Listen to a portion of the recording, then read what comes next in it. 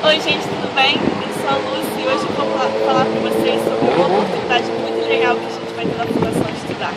Eu sou uma das orientadoras do nosso Personal Prep Program, um programa que ajuda jovens como você a aplicar para faculdades americanas.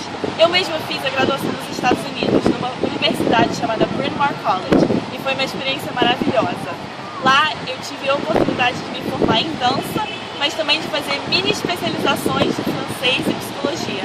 Além disso, eu pude passar um semestre em Paris fazendo intercâmbio. Então, você deve estar se pensando, como que a gente faz para estudar nos Estados Unidos? Qual é o processo de aplicação? Eu preciso fazer alguma prova? Preciso de carta de recomendação? Então, anota aí.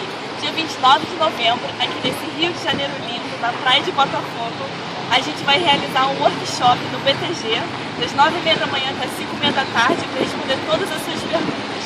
Eu vou estar lá junto com os meus outros dois colegas, o Matheus, que se formou em Harvard, e a Carol, que se formou em Duke, para a gente responder todas as suas perguntas e ter um dia super divertido, cheio de informações e gente muito bacana.